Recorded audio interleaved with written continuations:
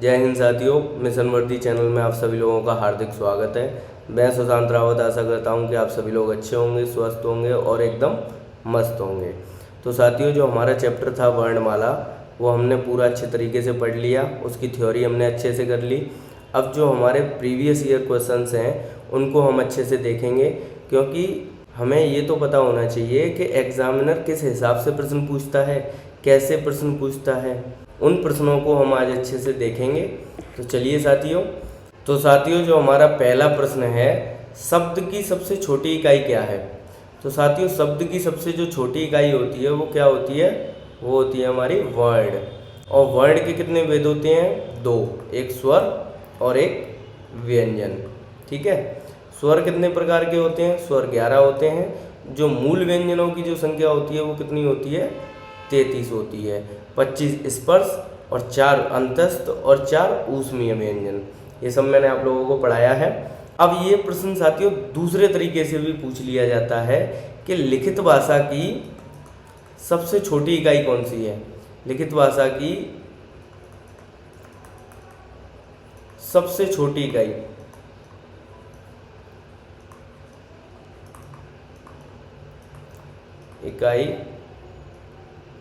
कौन सी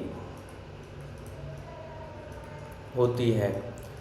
तो वो होती है साथियों, वो भी, इसका भी आंसर वर्ण ही होता है। लिखित भाषा की भी सबसे छोटी इकाई कौन सी होती है, वर्ण होता है। और यह प्रश्न एक तरीके से और पूछ लिया जाता है कि भाषा की सबसे छोटी इकाई कौन सी है। भाषा की सबसे छोटी इकाई भी वर्ण ही होती है। तो आशा करता हूँ साथियों ये चीज़ आपको अच्छे से समझ में आ गई होगी।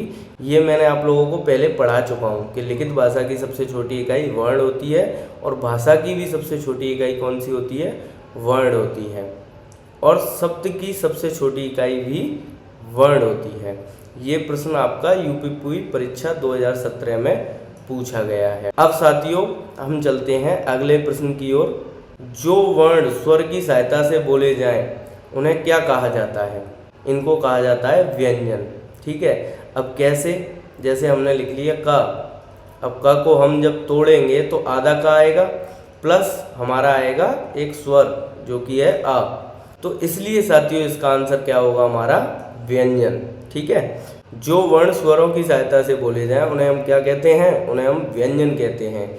यह प्रश्न भी आपका यूपी परीक्षा 2019 में पूछा गया है। अब साथियों हम चलते हैं अपने अगले प्रश्न की ओर।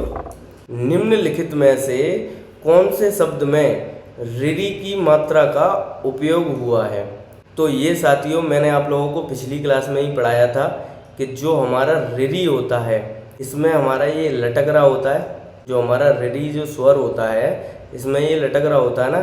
तो हमें चारों ऑप्शन में कुछ नहीं करना, बस यही ढूंढना है कि किस में लटक रहा है। तो हमारा जो पहला ऑप्शन है वृष्टि, उसी में लटक रहा है ना। तो ये हमारा ऋरी जो है इसमें ही होगा। ठीक है, इसमें ही ऋरी की मात्रा का उपयोग हुआ है। तो हमारा जो आंसर है वो क्या हो जाएगा, वृष्टि। अब इनको भी हम एक बार देख लेते हैं। जो हमारा रिपु है इसमें जो रा है वो कौन सा है, व्यंजन वाला। क्रिया है, क्रिया में भी हमारा कौन सा रा है, पूरा रा है व्यंजन वाला। और जो हमारा वर्षा है इसमें जो ये रा उड़ रहा है ये वाला, ठीक है, ये हमारा आधा रा होता है, आधा रा व्यंजन वाला। ओके साथियों, तो इसका हमारा आंसर क्या हो जाएगा, ऑप्शन ए वृष्टि। अब हम चलते हैं साथियों अपने नेक्स्ट प्रश्न की ओर। वृष्टि को जब खोला जाए तो कुछ इस प्रकार से खुलेगा, आधा व ऋरी, षटकोण वाला आधा, आधा ट और ई। तो इसमें जो आपको दिख रहा है ये ऋरी मात्रा का ही तो उपयोग हुआ है इसमें। ठीक है साथियों, ये भी हमारा यूपी परीक्षा 2018 में पूछा गया है। अब हम साथियों देख लेते हैं अपना अगला प्रश्न। व्यंजन को स्वर रहित लिखने के लिए किस चिन्ह का उपयोग किया जाता है। तो वो साथियों मैंने आप लोगों को बार बार बताया है कि हलंत का प्रयोग किया जाता है। अगर हम किसी चीज़ को लिखें, जैसे हम ट लिखते हैं, इसको हम स्वर रहित लिखेंगे तो ये कैसे लिखा जाएगा, ऐसे करके, ये हमारा हलंत लग जाएगा इसमें। तो हमारा इसका आंसर क्या होगा, हलंत, ऑप्शन ए। ये भी यूपी परीक्षा 2019 में पूछा गया है। अब हम साथियों देख लेते हैं अपना अगला प्रश्न। भाषा की मूल इकाई क्या है? तो भाषा की मूल इकाई मैंने आप लोगों को बताया था कि ध्वनि होती है। सबसे पहले होती है ध्वनि, फिर उसके बाद वर्ण, फिर उसके बाद शब्द, शब्द के बाद पद, पद के बाद वाक्य। ठीक है, तो क्या होगी साथियों हमारी ध्वनि। भाषा की मूल इकाई क्या होगी? ध्वनि। तो इसका आंसर क्या हो जाएगा? ऑप्शन डी, ध्वनि। यूपीएसआई मृतक आश्रित परीक्षा 2016 में ये प्रश्न पूछा गया है। अब साथियों हम देख लेते हैं अपना अगला प्रश्न। शब्द की सबसे छोटी इकाई क्या कहलाती है? तो शब्द की सबसे छोटी इकाई मैंने आप लोगों को अभी बताया था, वर्ण कहलाती है। ये प्रश्न इंपॉर्टेंट है, इसलिए आप इसको अच्छे से याद कर लीजिएगा। शब्द की सबसे छोटी इकाई क्या होती है? वर्ण होती है। लिखित भाषा की सबसे छोटी इकाई क्या होती है? वर्ण होती है। और भाषा की सबसे छोटी इकाई क्या होती है? वो भी हमारी वर्ण होती है। तो ये 3 तरीके से पूछा जा सकता है, इसलिए ये और इम्पोर्टेंट हो जाता है। ठीक है साथियों, तो अब हम साथियों देख लेते हैं अपना अगला प्रश्न। श का उच्चारण स्थान है, तो स का उच्चारण स्थान क्या होगा? अब इसके लिए मैंने आपको एक बहुत ही बेहतरीन तरीका बताया था कि आप उच्चारण करके देखिए। ठीक है, तो हम बोल के देखेंगे श श। तो जो हमारी जीभ है, जीभ के जो अगला हिस्सा है वो उसके जस्ट ऊपर के हिस्से से टकरा रहा है, तो इसको हम क्या बोलते हैं? इसको बोलते हैं साथियों हम तालव्य। ठीक है, तो इसका आंसर कौन सा हो जाएगा? ऑप्शन ए, तालव्य या तालु। दंत के बारे में मैंने आप लोगों को बता ही दिया था कि जब हमारी जीभ दांतों से टकराती है तो उसको दंत बोलते हैं, और जब हमारी जीभ फोल्ड होती है और ऊपर को टकराती है तो उसको हम बोलते हैं मूर्धा या मूर्धन्य। ठीक है, ये भी क्लियर हो गया। अब हमारा जो कंठ होता है वो क्या होता है? वो हमारा साथी होता है जब हमारे गले से या कंठ से आवाज़ निकले, हवा निकले, तो उसको हम कंठ कहते हैं। तो जो स का उच्चारण स्थान है वो कौन सा होगा? तालु होगा। अब हम साथियों चलते हैं अपने अगले प्रश्न की ओर। वर्णों के कितने भेद हैं? तो साथियों वर्णों के 2 भेद होते हैं। मैंने आप लोगों को ये अच्छे से पढ़ाया है। जो मैंने पढ़ाया है उससे आपका एक भी प्रश्न बाहर नहीं जाएगा, ये मेरी गारंटी है। ठीक है, तो कौन कौन से होते हैं? एक तो होता है स्वर और एक होता है व्यंजन। ओके, अब साथियों हम देख लेते हैं अपना अगला प्रश्न। वर्णों के समुदाय को क्या कहते हैं? तो साथियों वर्णों के समुदाय को वर्णमाला कहते हैं, या वर्णों के व्यवस्थित समूह को वर्णमाला कहते हैं। ठीक है साथियों, तो इसका जो आंसर है वो क्या होगा? Option D. अब हम चलते हैं साथियों अपने अगले प्रश्न की ओर। निम्न में से कौन सा वर्ण अघोष है? तो अघोष क्या होता है साथियों? जिन वर्णों को बोलने में कंपन नहीं होता उनको बोलते हैं हम अघोष, और जिन वर्णों को बोलने में कंपन होता है उनको हम बोलते हैं सघोष या घोष।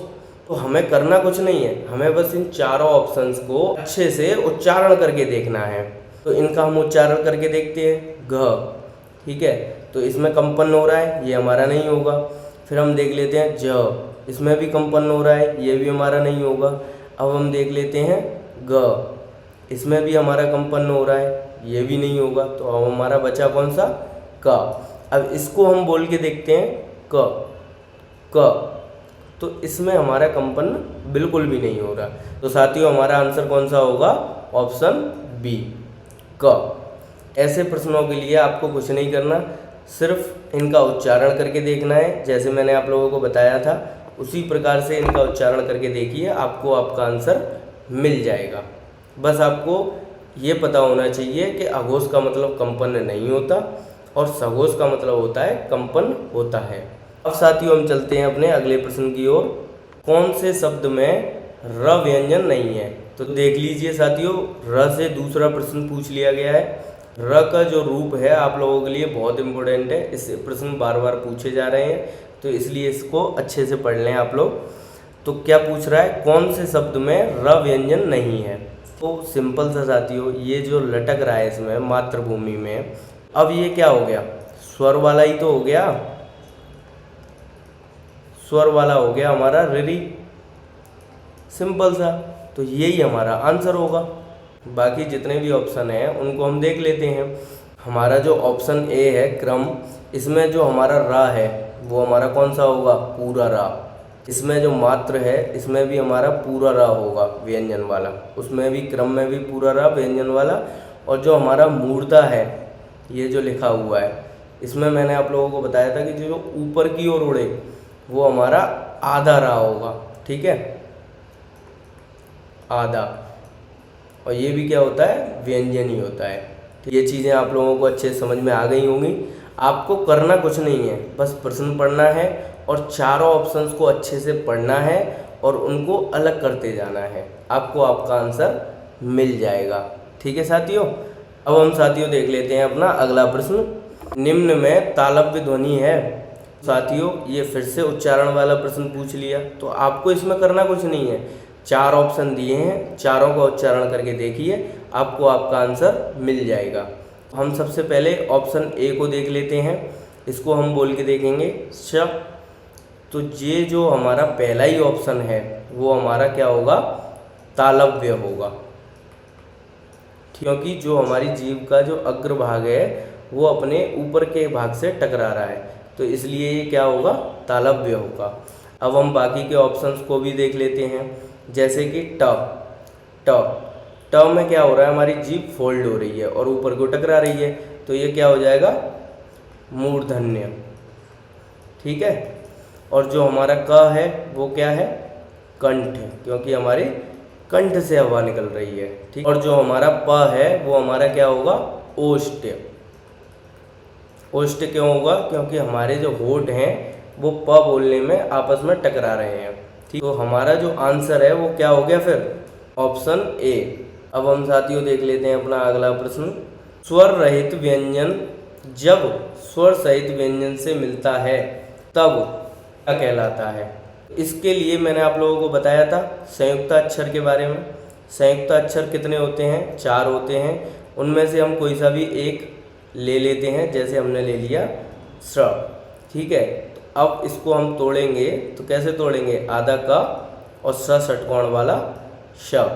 तो अब ये हो गया हमारा स्वर रहित और ये हो गया हमारा स्वर सहित, तो इसलिए इसको हम क्या बोलेंगे, छ को संयुक्ताक्षर।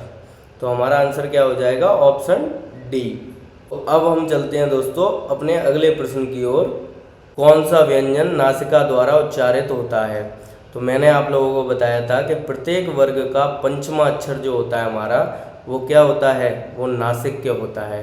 कौन कौन से होते हैं, अंगा, इया, अणा और न और म, ये हमारे 5 कौन से होते हैं, नासिक्य व्यंजन होते हैं, ठीक है। तो हमारा आंसर क्या हो जाएगा, अणा, ठीक है, ऑप्शन डी। इसी के साथ दोस्तों हमारी ये क्लास ख़त्म होती है यहीं पे। बाकी के जितने भी प्रश्न हैं जो कि और विभिन्न परीक्षाओं में पूछे गए हैं उनको मैं आप लोगों को PDF बनाकर टेलीग्राम पर उपलब्ध करा दूंगा। तो आप लोग अच्छे से पढ़िए, अच्छे से नोट्स बनाइए अपने, और उन नोट्सों को बार बार रिवीजन कीजिए, बार बार पढ़िए और बार बार क्वेश्चंस लगाइए उस चैप्टर के। मिलते हैं साथियों अगली क्लास में। जय हिंद।